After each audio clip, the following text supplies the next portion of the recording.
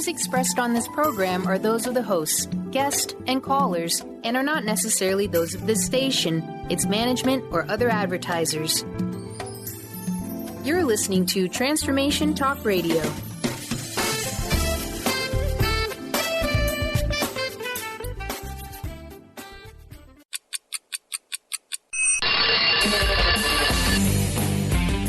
Welcome to the hit show, The Brilliance Ultimatum.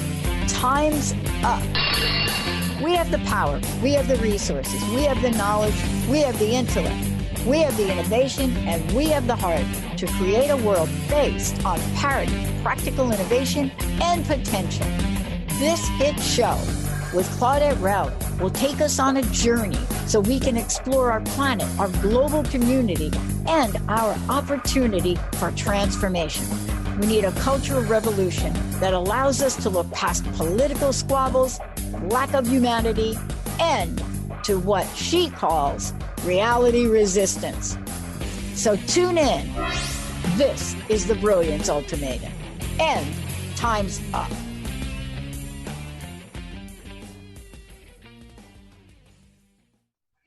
Hey everybody, this is Claudette Rowley, and you are listening to the Brilliance Ultimatum, Time's Up, on Transformation Talk Radio. Stay with us for the next hour and let us help you experience what's going well in the world and the opportunity for transformation that's upon us. On the second and fourth Fridays of each month, we will have some of the foremost change makers, action takers, and truth tellers helping you re-envision what's possible on our planet and in our world. So today I'm really excited about our guest. He is Eryc Eyl, and he is a change maker in the arena of human experience. So Eryc is committed to improving human experience in work and business. He has decades of experience in diverse roles and industries, and lots of certifications in customer experience, organizational culture, and change management, and brings a really research-based and empowering message that can help transform the role that work plays for both individuals and society. And Eryc has helped both nonprofit and for-profit organizations in lots of different industries help improve their experiences for customers and employees while still improving effectiveness and efficiency. He speaks, advises, and consults widely on human experience, driven by a deeply held belief that work can be more than just another four-letter word. Welcome, Eryc. Thanks so much, Claudette. I'm excited to be here. Yeah, I'm so excited you're here. I've been really looking forward to our chat today. Yeah. It's going to be fun. Yeah. So when you say human experience, what do you mean by that? What should we be thinking about? Well, I think we have these this term customer experience, which came up in the 90s ish, and a lot of organizations are getting really focused around customer experience, and I think that's fantastic. And sort of growing out of that, we have all these conversations about employee experience and sort of taking lessons learned from customer experience and applying them to the employees. And I think that's great too. And I think in both of those cases, we end up with these abstract concepts of people who are customers and people who are employees, when really business is just humans serving humans. Mm-hmm. And so I like to look at, what are the commonalities and what are we looking for in our own sort of human experiences of work and business that are universal. And, we are all both customers and employees in most cases. So I think connecting those dots is really important. I love what you just said, that business is about humans serving humans. Yeah, exactly. Wow. Exactly. It's that simple. It's that simple. But all these, constructs and paradigms and ways of thinking about it get put around it. Absolutely. Like you said, so dehumanizing, especially employees, right? Sometimes customers, but humans serving humans. And so if we look through that lens of humans serving humans, what have you found is possible?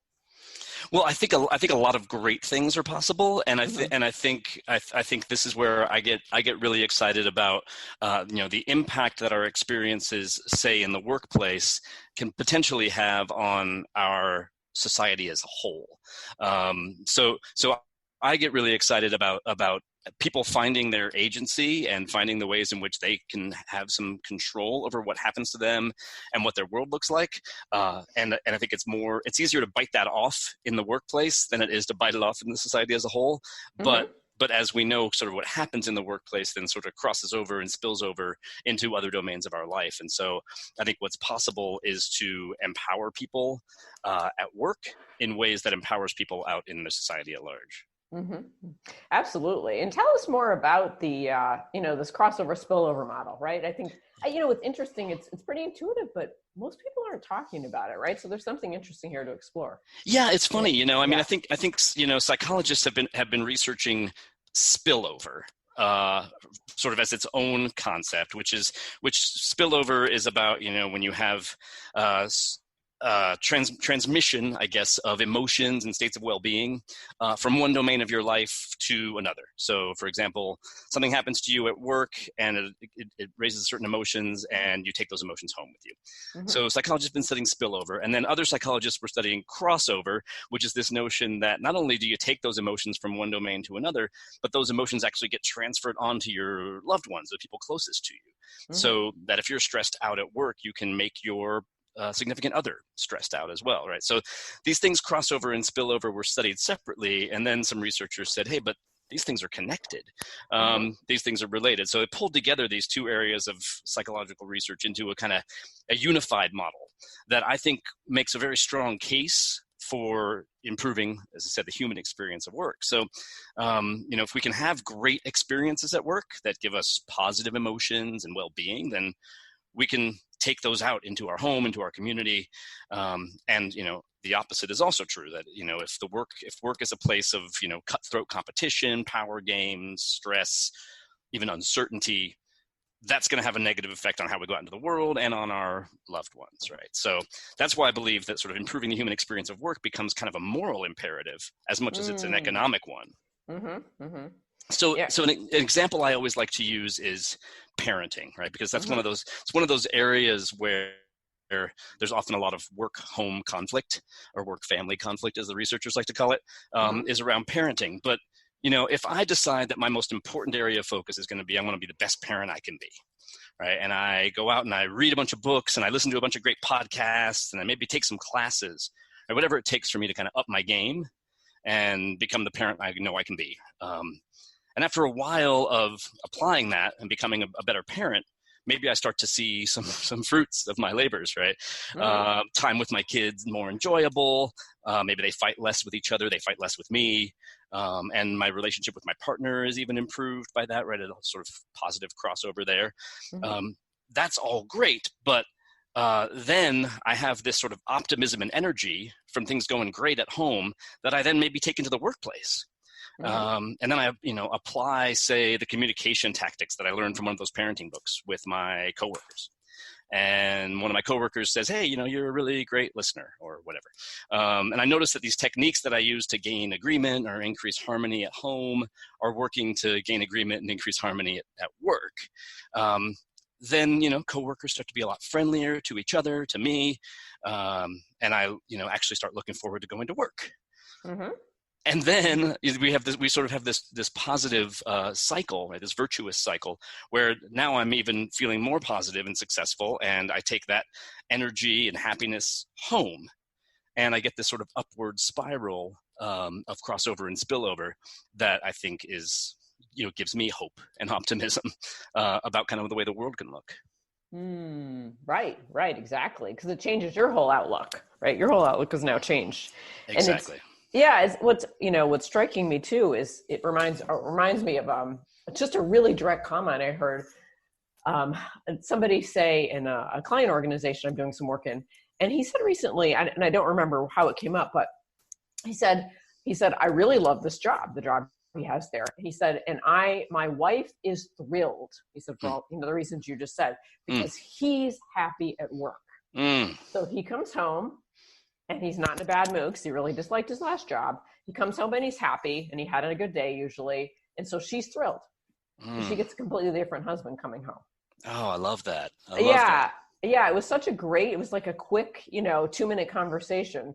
But it's really stuck with me about, what was possible for him just in changing, one company to another, being in a job that really fits the things that he loves to do, that he's really skilled at. And he brings a lot of positivity into that workplace, just by his demeanor, right? Just how he interacts with people, that he's friendly, that he's helpful, that he's all these things he adds, contributes positively. So it's just another example of what you were saying, of what happens when we get into that kind of place, right? Where the positive Absolutely. begets the positive. Yeah. Absolutely. Well, and we're also accepting, right? We're sort of rejecting, I guess, maybe this paradigm that, we have a work self and another self. Right. And so that gives us all kinds of power when we say, oh, right, I'm actually the same person when I go to work. And that gives us, and I love that story that you shared, because I mean, that tells us that we're whole people, and that we don't have these rigid barriers in our lives between work and home or community. Yeah, absolutely. I don't know about you, but I very much try to be the same person both places. Absolutely. The best parts of myself. Yeah. Well, and I think I think there are arguments to be made. I had this great boss many, many years ago. He was a fantastic guy. He was a really great coach and mentor to me, but he would always say to me, "Hey, Eryc, if I can ever help you with anything, work related, of course, just let me know." Interesting. and he always had to say that. And I think it was more about what he was comfortable with than anything else. Yeah. But we have had over the years this, very well-intended and probably necessary notion that certain parts of our personal lives don't enter the workplace. Mm-hmm. But I believe we can push those boundaries a little bit and actually contribute more in the workplace and get more out of the workplace when we're able to sort of say, you know what, this is me. This is all that I am. And all my weirdness. Right, exactly. The idea being that everybody's weird, right? When you really get to know who they are. Exactly. Which sort of means nobody's weird, right? Right. Because we all have these different parts of ourselves. But yeah, I see it over and over, really, really, enrich. I think folks who listen to the show know I do a lot of work in culture change, as do you. But right, that you just see what happens in organizations when some of this really starts to come to life. So we're actually going to take a quick break right now, and when we come back, we're going to delve into more of what's possible when we start this positive trajectory at work, and then what starts to change right in the rest of society when we start to look at contribution and productivity a little bit differently. So you are listening to the Brilliance Ultimatum. Time's up. I'm Claudette Rowley. Stay tuned. We'll be right back. Hi, I'm Laura Meeks, and the most common problem that my clients face is all work and no play. This is why I created Fly High Living. I help you develop a balanced life plan and guide you to a place where you love to wake up in the morning. Call 888-666-1570 or go to flyhighliving.com to sign up for the 4-week Flight Plan for Life course. Tune in to the Jen Royster Show, intuitive guidance to inspire your life, each Thursday at 8 a.m. Pacific and 11 a.m. Eastern on TransformationTalkRadio.com. This amazing show is an inspirational hour that will take you on an epic metaphysical journey to discover the spiritual approach to life's greatest challenges. Dr. Jen is an internationally known intuitive counselor, spiritual teacher, and energy healer. Call in for intuitive readings and visit JenRoyster.com for more information. Do you sometimes feel overwhelmed by your mind? Powerless when it seems to spin in worry circles or bombard you with self-critical thoughts? Do you want to learn how to master your mind and feel more in control of your life? Listen to Dr. Friedman's Empowerment Radio. Shift from confusion to clarity, self-doubt to confidence, and from anxiety to peace and balance. Dr. Friedman and his many guest experts share the insights and tools you want to live with greater ease, joy, and purpose. Tune in to Empowerment Radio every first and third Thursday at 9 a.m. Pacific Time. On the cutting edge of the new mainstream, Christine Upchurch is passionate about bringing together science, psychology, and spirituality in a way that can be applied to our everyday lives for true transformation. The Christine Upchurch Show, stellar conversations to illuminate your journey, engages some of the most outstanding visionaries on the planet in lively dialogue to inspire you to become that bright light you're meant to be. Join Christine every Friday at 11 a.m. Pacific Time on KKNW, AM 1150, and Transformation Talk Radio. To find answers to life's questions, you need to look within yourself. Dr. Glenna Rice brings your questionable conversations on Transformation Talk Radio each month. Tune in each month for insight into how you can live up to your full potential.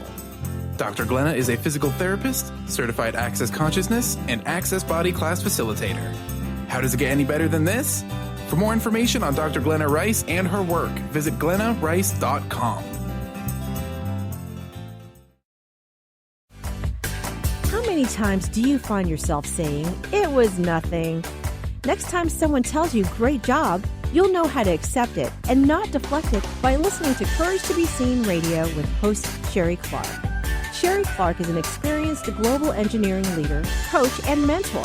From her experiences one-on-one coaching to corporate consulting and executive coaching, Sherry has learned many women need at least 3 things to discover and face success. Learn about the ACES program, how to survive male-dominated fields with grace and authenticity, and reach the top without ever once giving up on who you are. Courage to Be Seen host Sherry Clark explores the awesome power of your entire self. Check out her website, couragetobeseen.com, and listen to the first Tuesday of the month at 11 a.m. Pacific with host Sherry Clark. You have the courage to be seen. See you later. We're back on the Brilliance Ultimatum. I'm Claudette Rowley with my guest here today, Eryc Eyl, who is a change maker in the area of human experience. And we're talking today about how work can be more than just another 4-letter word. So, Eryc, I know we were just chatting a lot about how, positivity begets positivity and what happens when we are so fulfilled at work that we take that out into the rest of our lives, or vice versa, right? Yeah. And, I was really interested in, it makes me think about something that you have talked about, which is, and relates to work, which is this idea of, contribution versus productivity, which I am fascinated by your take on it, because I don't think this is talked about enough at all. In the workplaces that I go into, at least. So tell us a little bit about this. Yeah, well, I think this comes from my background. A lot of what I worked on before I started working on sort of culture was I was working with individuals around work-life balance, and in working on work-life balance, the topic of productivity inevitably comes up. How do I get more done? I'm not getting enough done. I've got too much to do at home, or I've got too much to do at work and I'm not getting enough done. How do I get more done? And, this focus on productivity becomes all about completing tasks. And what I've found is that it can become sort of an end in itself, right? That if you're just focused on productivity, it's about getting as much done as you can, and getting it done in less time with less effort. Mm-hmm. And if it's productivity without purpose, then you're missing something. And so what I think productivity plus purpose is something called contribution. And I think contribution is about, how do I add value? How am I contributing to whatever sphere I'm in? It's all about what's the impact I can make, as opposed to what can I get done. And when we do that, we start to, I think, accomplish a few things. First of all, from sort of a basic time management, we start to focus on, as Eisenhower used to talk about, the urgent and the important, right? We start to focus on the important. We focus on what we can contribute, and that helps us to home in on, what's going to make the greatest possible impact on the people or things or causes or projects that matter most to us. And I think the other thing that contribution does, or focusing on contribution, is that it causes us to look at serving a need that's outside of ourselves. If it serves us too, that's great, and it should. But it comes from us and it goes out into the world, and hopefully, makes the world better in some way. So that I think is where I'm really interested in the possibilities of focusing on contribution instead of just focusing on getting things done. I think there's a lot of advice out there about productivity, and I think it's fantastic, but I think it's often productivity without purpose. Oh, I think it almost always is. Unless an organization has specifically said, let's bring purpose into it, right? Yeah. You don't really, at least in what I've read and seen, you don't usually see that mentioned. So what happens to an organization when they are both productive and purposeful, or, in other words, focusing on contribution? I mean, what have you seen change? Yeah, I think what can change, and I'd love to do more experimentation with this. I've only done small experiments, but I'd love to see more experimentation with this, because I think it's similar to, I think there's a popular focus on gratitude, right, in the world. And at the end of the day, you write down 3 things that you're grateful for. And I think that practice, this research has found that people end up feeling more positive, that it's actually helped people with mood disorders, and it's incredibly powerful to focus on gratitude. And I think contribution can have a similar impact. So at the end of the day, what did I contribute can be a really powerful question for organizations to have employees ask themselves. So, and the contribution doesn't have to be huge, right? It can be a suggestion or a question in a meeting that changes the conversation, right? Or maybe it's a donation to a cause that's important to you, or maybe it's, doing laundry. Whatever it is, making a contribution, picking up trash in your neighborhood, whatever it is. Or it might be completing a really tough project that's at work, or even just having a really great conversation with a customer at work. When an organization can focus in on those things, then the organization starts to lift up out of operational focus a little bit and realize that it exists, as we said at the beginning of this conversation, to serve humans. And so if we can focus on that, then employees are not just focused on busyness any longer. Right? They're focused on the value they're delivering. They're not focused on themselves. They're focused on those that they're serving. They're not focused on quantity. They're more focused on quality. And I think that shift, and I know from our work in culture, when you start to make those kinds of shifts in what people believe is expected of them, then you can start to see massive shifts in the effectiveness of the organization. And it's really striking me, this paradigm shift, you're talking about, right? You lift out of only operational focus. Of course, operations important, right? But absolutely, if you're focusing on operational focus, and you shift out of that, and you elevate it into, well, of course we need to have, operations working, and we serve humans. Yeah. And is so important. Yeah. Right. And we serve humans. And that this is, it's what I was reflecting on as you were talking was, we've all seen organizations that will do like great service to the community, right? Like we have a community service day and we take it, we're not working for the day, but we're doing this service and we get paid and everything, but we're out in the community, which is wonderful. And it always seems to be separate and apart from their day-to-day. Right. The way you're talking about is something different. You're talking about making that level of service part of the day-to-day, weaving it into the culture, weaving it into that fabric. So it's just part of how the organization operates. Is that right? I hope so. So. I think so. I mean, and I think we're seeing this shift. I think what you described, where what we're doing in the community is separate from what we do day to day. This kind of corporate social responsibility window dressing, or that's done in the margins. I think we're seeing that shift, and I think the shift is because of the power of both customers and employees saying, no, we expect more of organizations, right? We expect them to actually have a purpose beyond making money, right? Making money is important because otherwise you don't survive. You don't sustain whatever your mission is. But we expect you to have a purpose beyond that. And so I think we're seeing the shift, and I think we saw it. I'm sure you saw the Business Roundtable statement, right? About the purpose of a corporation, where they've shifted over the past 20 years from saying the purpose of a corporation is to maximize shareholder value to saying the purpose of a corporation is to serve customers, employees, suppliers, communities. And that shift, right? Even in the Business Roundtable, it's a group of, I forget, almost 200 really powerful corporations, right? Saying, okay, that we're about something bigger. We have to be about something bigger. So I think we're seeing this real sea change happen, and it's easy to look at those kinds of statements with cynicism and skepticism, and I think we should have a little bit of cynicism and skepticism, but I do think it's a marker. And even if that statement is just a PR move, it's a PR move that customers and employees are going to expect accountability for. So I think we're seeing this shift where we're saying we want organizations, corporations especially, to contribute to their communities, not to take from their communities. Absolutely. And I think, I think I have heard that statement or something similar to it. And it strikes me, even if it is a PR move, no matter, whatever it is, the fact that they're willing to say it. Yes. I take all the positivity I can get. So, So the fact that they're willing to say it, to say this is not about maximizing shareholder profits alone anymore, which has been, the whole purpose for decades. So the fact that they're willing to say it, to say there has to be something more and better here. We exist to serve in a different way. We're part of this human community. That's what I'm hearing. Yeah, exactly. Well, and I think too. I think that we have these, these big corporations, these big investment firms, as you said, willing to go out and say it. And you and I don't know. We don't know whether they mean it or not. Right.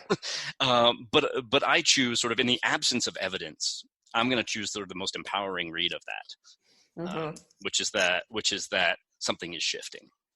Something is shifting, and it's been striking to me, even not to get into anything political, but just even as we've had our federal presidential administration, rolling back some of the climate protections, right, environmental protections, right. And then you hear these states like saying, no, we're not doing that. We're keeping these protections, or major, corporations saying, no, we have to keep these protections. We're honoring them. Absolutely. It's amazing. Yeah. It's beautiful, right? And I do a lot of work with utility companies, electric and gas utility companies. And, in states where there have been these, rollbacks of protections and that kind of thing, those big utility companies, which we can easily think of as these, soulless corporations, right, are saying, no, we're shutting down the coal plants. Right. We're gonna be 100% renewable. We're gonna be 100% clean energy, and they're doing that sort of in spite of what's happening at a regulatory level. They're saying we're gonna be stewards of our communities and of our environment, and that kind of statement, again, politics aside, that kind of statement is saying we see ourselves as having a purpose here. Yeah. We see ourselves as having a purpose, and we also, the other thing I read into it, right, is that we also understand the consequences of not doing it. Exactly. Are real, right? I mean, this isn't just a made up situation. That's right.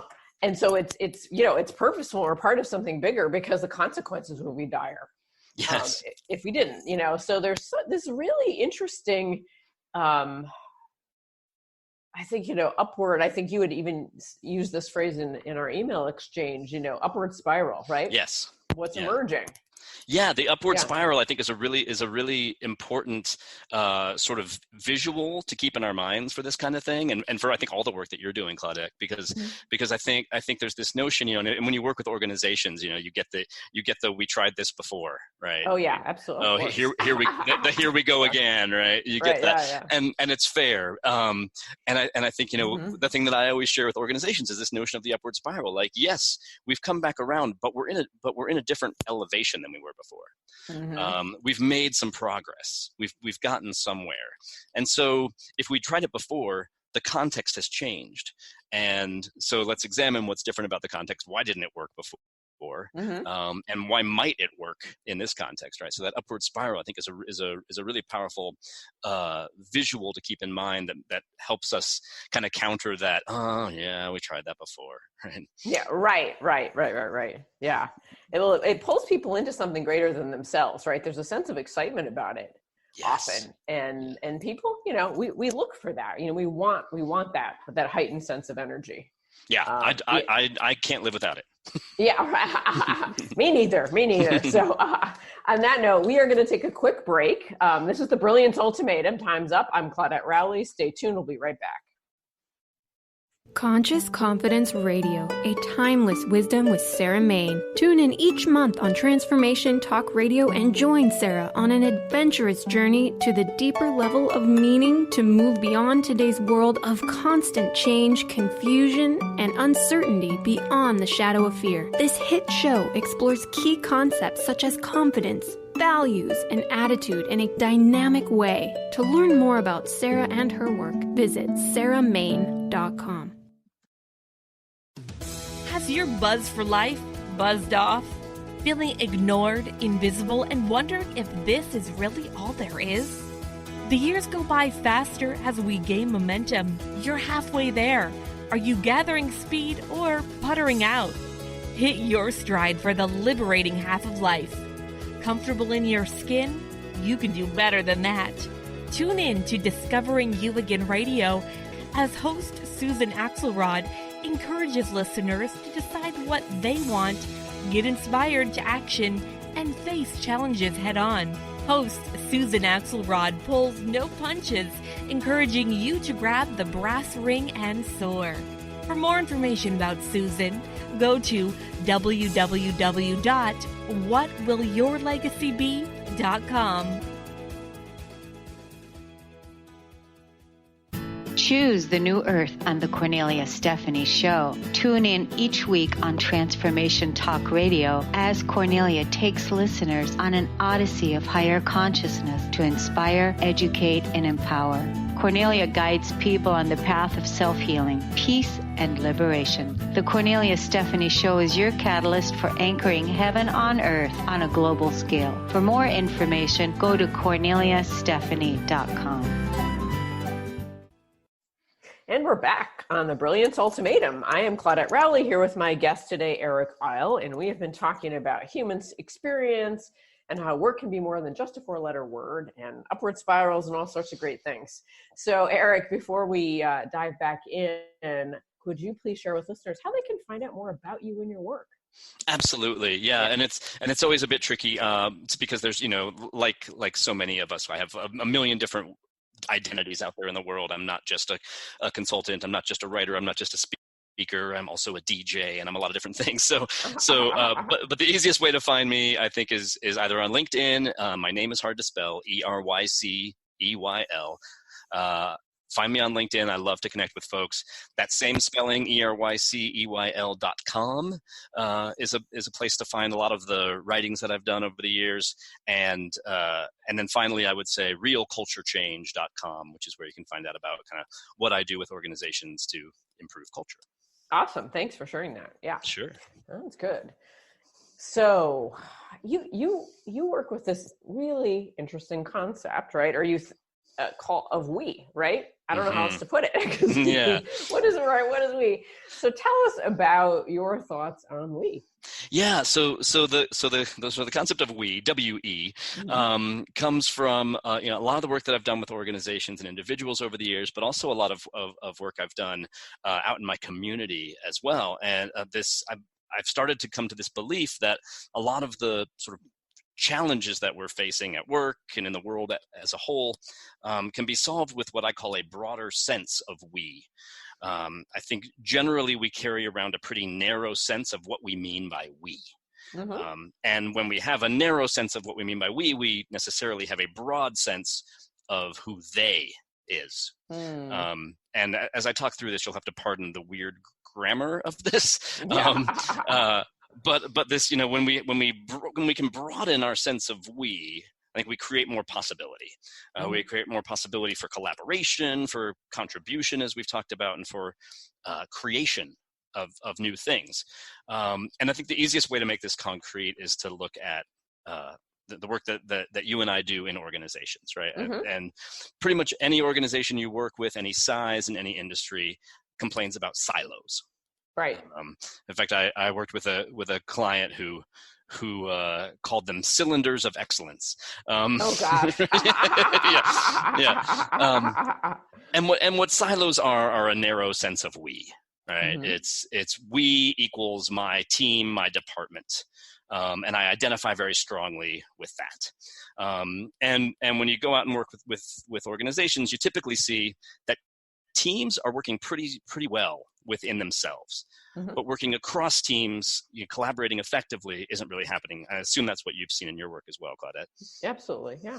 Right. So then we hear employees say, we, meaning just their little small work group, and when they say they're talking about some other team that isn't pulling their weight, or they mean they is managers who don't listen.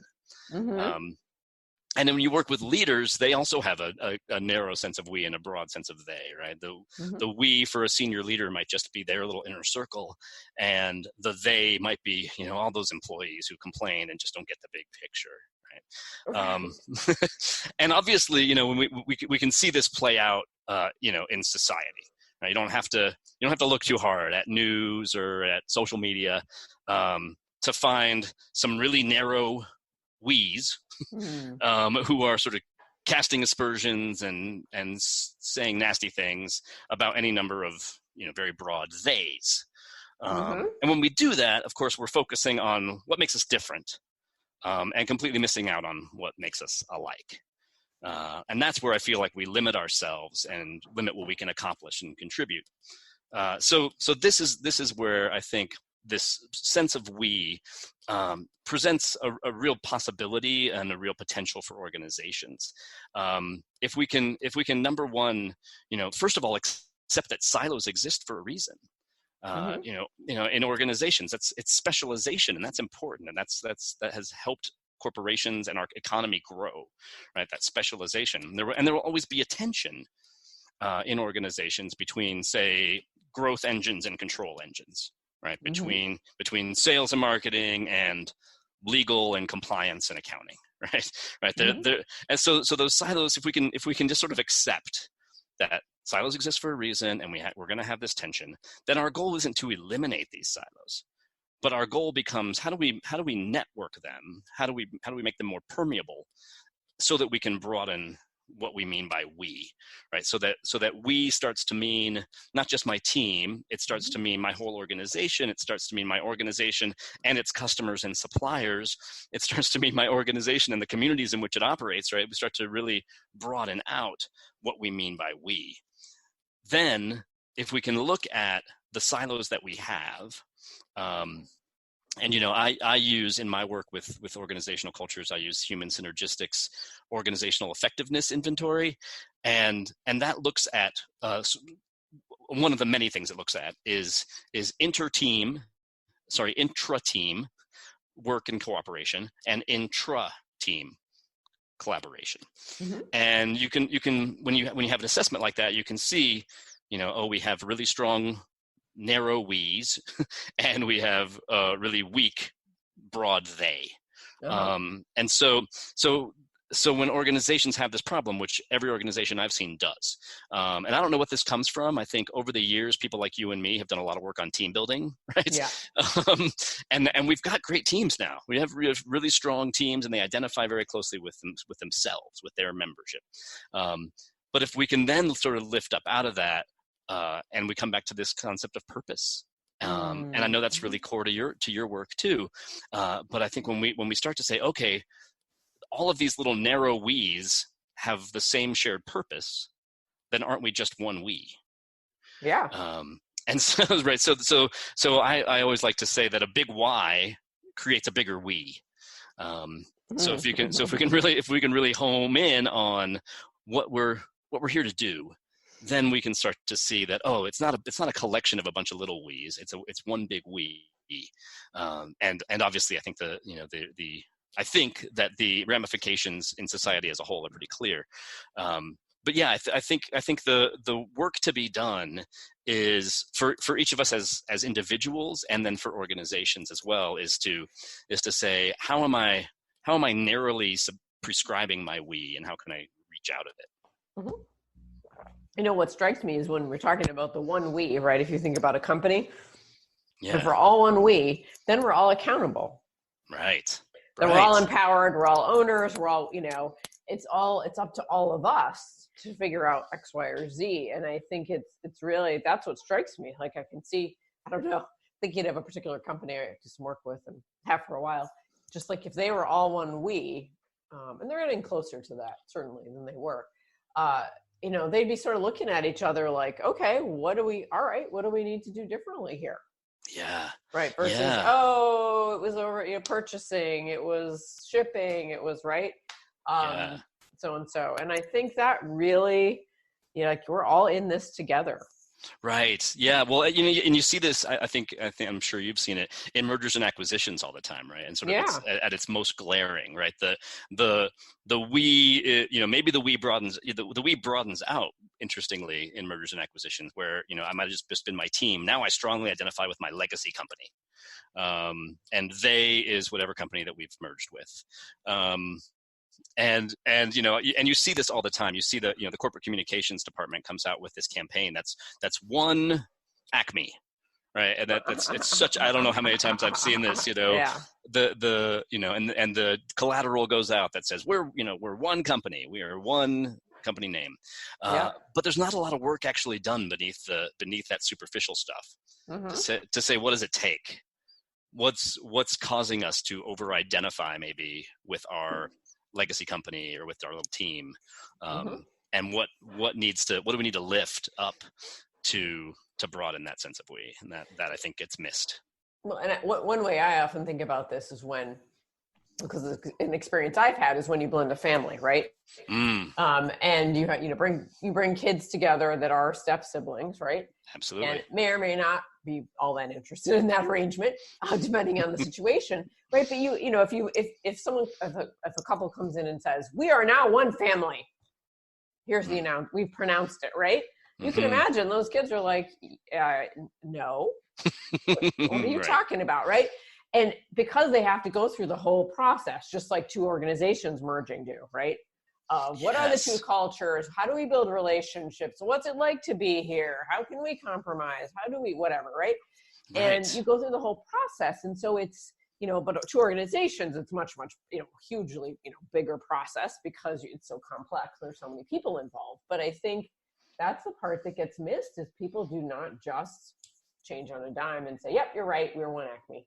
Oh, that's so insightful. I think you're absolutely right, and it makes me think of we miss this opportunity to say, look, we're looking to the future. Right? This one, whatever it is, one family is our future, but we're not just forgetting the past, right? And so often in that situation, that's part of what people are protecting is that past that they want to still feel was valuable, that I've spent years working on being part of this family. So does that just go away now? No, how do we honor that as we move forward? And that's the work I think for organizations to really focus on. Absolutely. Yeah. The organizations have the exact same set of feelings, right? People have the exact same set of emotions, probably. Like, we had a great company. Now we're losing something. The future might be better. This is still hard. Yes. It's still hard because it's still painful and, I may not like it and things are getting uncomfortable. And you have to give me something to work toward and look forward to. Absolutely. For us to come together. So I really, I love this idea of the one, of this larger, not the one we, but the larger we, and really having, organizations do their own assessment of what kind of we's are we, right? Are they narrow? Are they broad? What's happening? Who are the theys? Yeah. How do we think about it? How does that hold us back from, getting X, Y, or Z accomplished? Or how do we contribute differently because of it, right? So this is Eryc, very brilliant, very brilliant. Oh, thank you. Thanks, Claudette. I appreciate that. Yeah, I love it. So we're gonna go to break now. We'll take a quick break. And when we come back, Eryc and I are going to talk about what's emerging, right? What are the positive things that we see, especially that Eryc sees emerging? And so you are listening to the Brilliance Ultimatum. Time's up. This is Claudette Rowley, and stay tuned. We'll be right back. Did you know that all of the shows on the Transformation Radio Network are available as podcasts to stream or download? Really? Check us out. Go to transformationradio.fm. We have business shows, spiritual shows, energy healing shows, and pretty much everything in between. Something for everyone, guaranteed to inspire, educate, and transform. We are transforming the world, one listener at a time. This is Debbie Pokornik with a break-free parenting tip. If you haven't been practicing active listening or are getting into some bad habits, it's a good idea to go back to the basics and remind yourself how to be a good listener. Here's an idea that might help. When your child comes to you with a story about her day, set aside whatever you're doing and give her your full attention. If you're in the middle of something that can't be put aside, tell her that you really want to be able to give her story your full attention and ask if you could continue the conversation at a specific time. So, for example, this sounds like an important story and I'd really like to give it my full attention. Can we talk about it in 10 minutes when supper's in the oven? Active listening might sound like common sense, but often it's these simple skills that get buried in our parenting pack and easily forgotten or overlooked. Challenge yourself to practice this skill for a full week and see if you notice a difference in how much your child is sharing. For information and to work with Debbie, visit empoweringnrg.com. We remember a time when you could simply form a thought and it would manifest. The harmony was forgotten, but it is returning now. The Power of Inspiration and Awakening Radio with Juliet Griffin on TransformationTalkRadio.com each second and fourth Wednesday at 9 a.m. Pacific. We'll take you on adventures through the heart and spirit, exploring who we once were. This intuitive healer studied under the guidance of wolves, learning from their wisdom to master a higher frequency for a new state of mind. Visit OneTrueSelf.com. Learn to live in the light and unveil the authentic you with A Time of Healing Radio with me, Feliciana, on TransformationTalkRadio.com. Tune in every third Tuesday at 11 a.m. Pacific as I help listeners understand sacred fusion energy and how to connect to the spirit that fuels the very life we live. Explore the journey of spiritual transcendence and ultimately discover the path to peace, love, purpose, and wholeness. For more information, visit atimeofhealing.com. You know that moment when you realize you've mastered your wellness, or that you will never fall off the roller coaster of life? Well, yeah, me either. But I still ride Unicorn. I will teach you how to become a mindset master. You will learn how your habits and behavior affect the success of your nutrition and exercise, relationships, organization, and so much more. Motivation doesn't arrive in an email, so stop waiting for it. You have to take action, then motivation follows. I am Coach Peggy Wellness. Get out of your comfort zone and recognize the simple truth. We aren't that special. We all have crap to deal with, and we all have a lot more in common than not. I want to spark you into action. We will learn, love, and laugh together. So join me every first and third Monday at 3 p.m. Pacific for Coach Couch and Coffee Radio, where you will learn that being happy and healthy is way more than carrot sticks and squats. I'll talk to you later.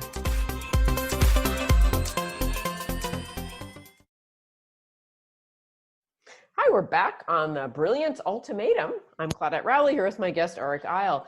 And Eryc, we're both excited to talk about what's emerging, aren't we? Absolutely. What is emerging, right? What do we see happening in the world? You know, and when I think of emergence, and then I, certainly ask you to share, how you think about it. When I think of emergence, it's something even in a small organization, I'm always watching for, listening for, and tuning into, right? It's sort of that, it's like what's on the horizon that maybe folks haven't even, well, some folks have noticed, but a lot of folks haven't, right? But it's sort of up and coming, and it's either really positive, or it could be something that we are like, whoa, wow, that's not going to be good. We need to take steps now, right? And talk about it. Right. So I think of emergence that way. It's like that's something over the edge, like that we're just about to see. And I was curious, how do you think about it? Yeah, it's funny. I think about it in somewhat pragmatic terms, which is not like me because I'm pretty much an idealist. But when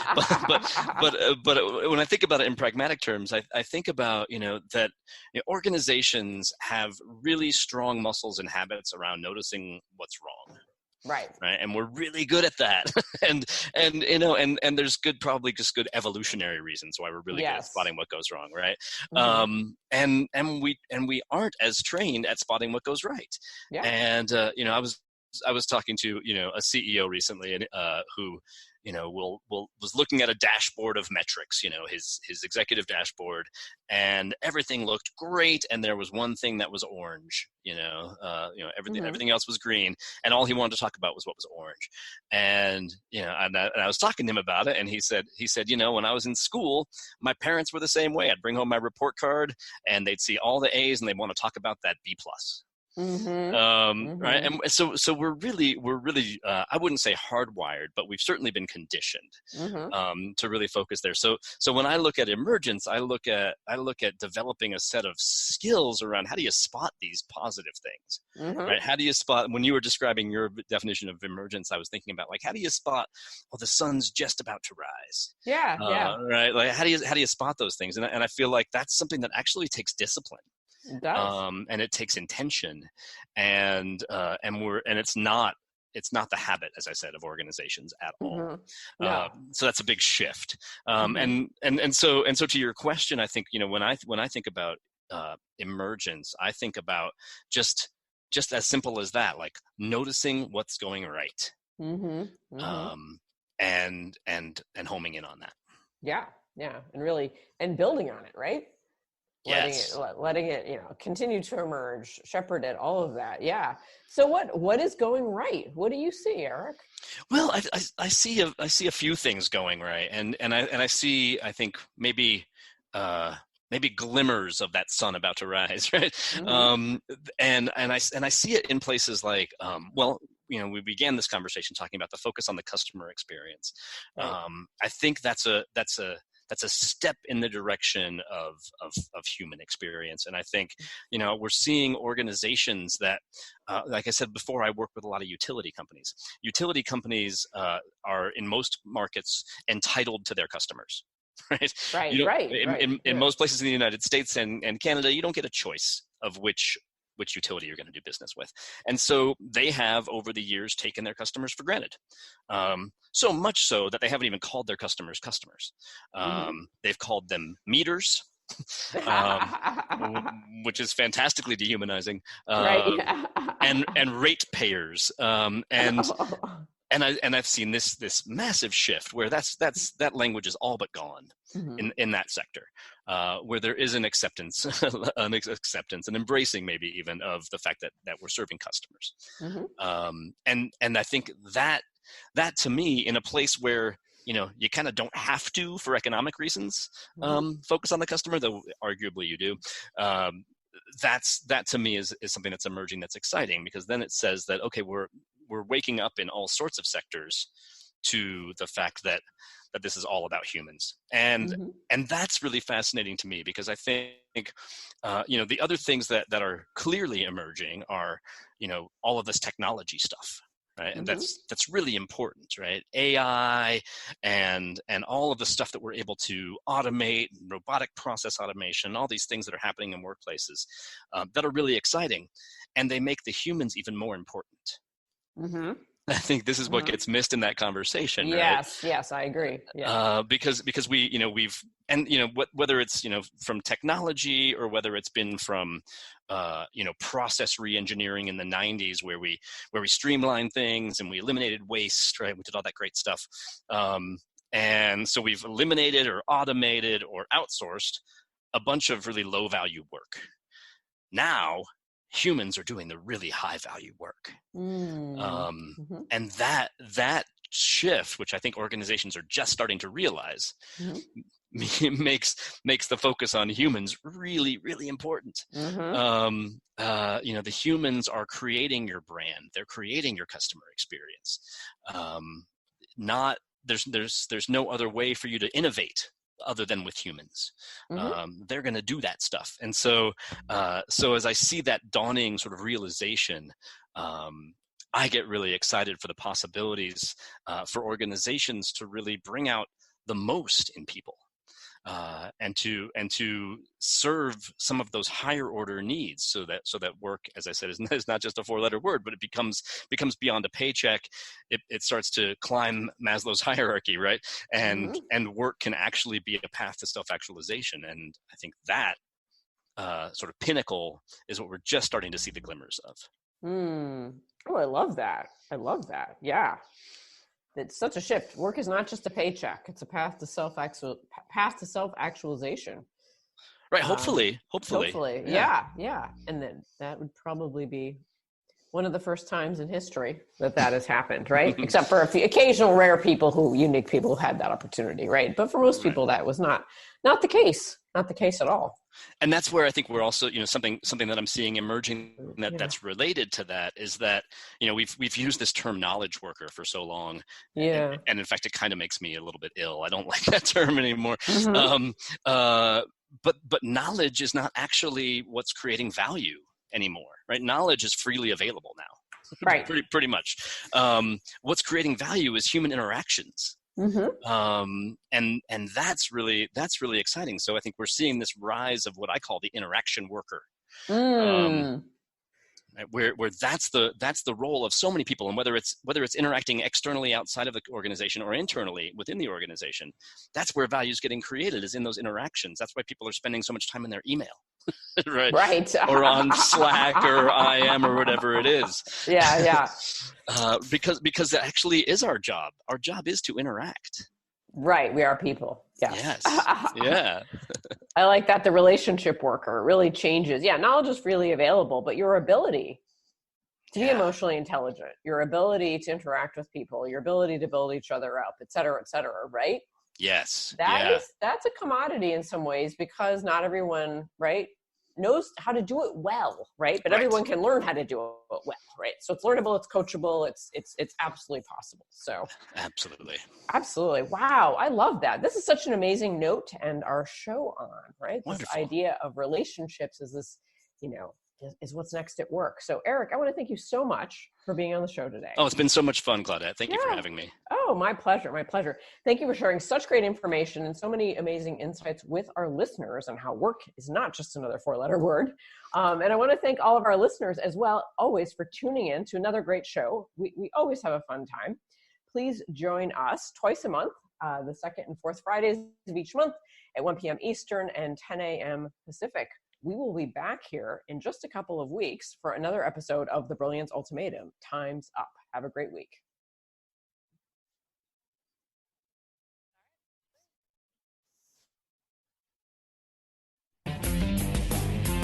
You've been listening to the hit show, The Brilliance Ultimatum, Time's Up, with Claudette Rowley.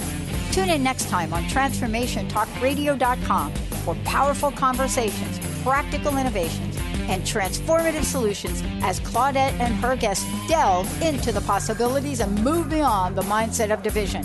Each show, Claudette strikes right at the heart of the matter and looks past political squabbles, lack of humanity, and what she calls reality resistance. We just need the will.